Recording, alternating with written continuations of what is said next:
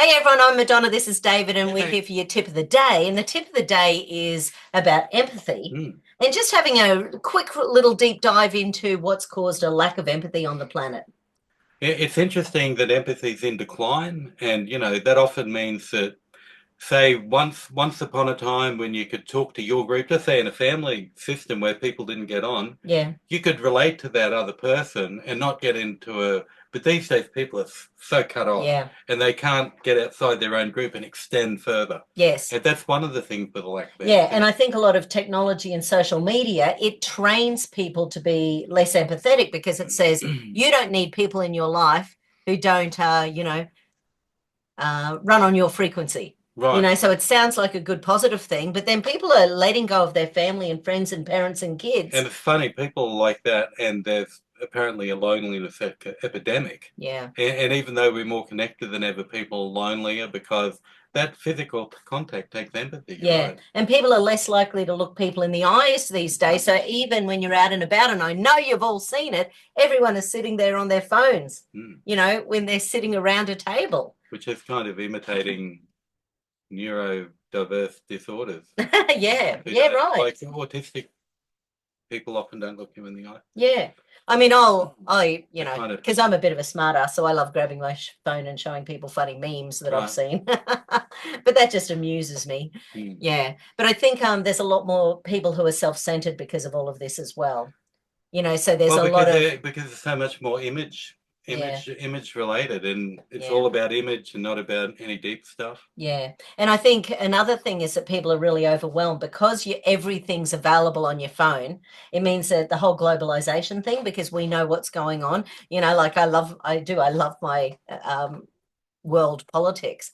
So I'm constantly, sort of enjoying shenanigans going on around the place and go, oh, look what they're doing in the UK. Look what they're doing in Florida. Look what they're doing in Romania. Did you hear about this thing they Right. did in the EU last I week? guess I'm So more in the philosophy side, but I still kind of enjoy it. yeah, so that whole globalization thing, I think because people are less likely to be focusing on their family and friends and keeping these real relationships going because they're so busy keeping up with the times, Mm. they're not having as much time to actually just have fun with people.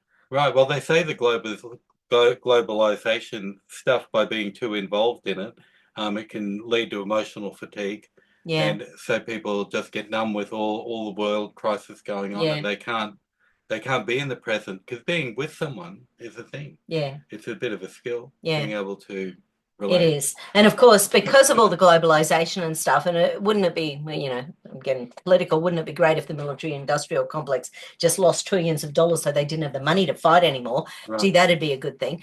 But because of this whole economic thing, that is creating economic and social pressure everywhere in the world as well. So Yeah. everywhere, Everything's a bit mixed up at the moment. yeah, I'm not sure what slippery slope we're on our way down, Well, but somehow or other, it's creating. So we had more collective thinking before. Say that when I grew up, most people were Christian, and the cultivation of individualism has created a type of self-centeredness yeah, that also causes that. Like people are more and more wanting to be independent, yes, but that actually is less and less yes. collective, And like you say, empathetic, less or people, less likely to want to have children. They're more likely to be dog and people, that might you well know. be a byproduct. People not wanting to have because of the culture of individualism and this self-determination thing as an individual, even Yeah, amongst girls who have a biological thing going, that maybe fertility is in decline a bit, but it's still there yeah. underlying. Yeah, so They call it the biological clock. and I think the number one thing we need to do to start to improve that empathy is work on your one-on-one relationships. Hmm. Even if it's just going, okay. I heard Mark Zuckerberg. Oh my God. Sorry, I was going to call him something else, but I'm not going to. Not a big fan of Zuck. But, he was saying that He deserves a bit of flack. he does. Anyway, he was saying that they're trialing or thinking about trialing, these AI bot friends.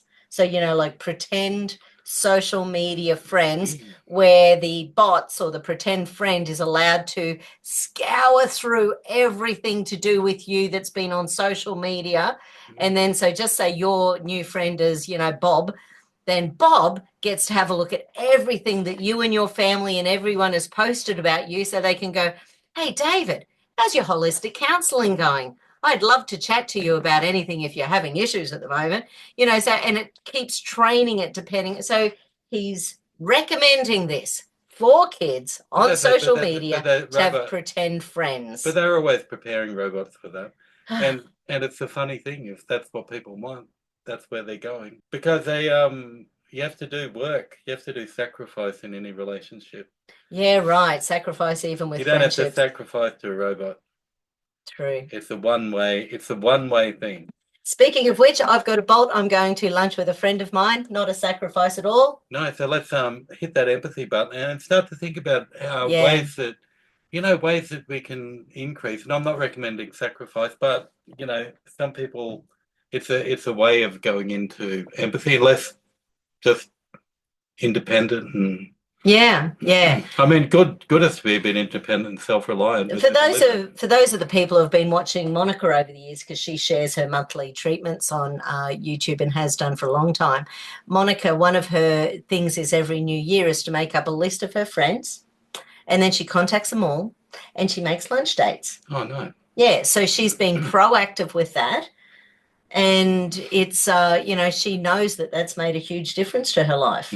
Because once you retire and you're living on your own, it can get real lonely. It can get lonely, and loneliness has the same risk factor for death as being a chronic smoker. It's incredible. Yeah, so loneliness is a really big, powerful precursor to other problems. Yeah, that's a good one. Cool. Okay. Let's get that empathy going. Yeah, nice. Okay. See you, everyone. Bye.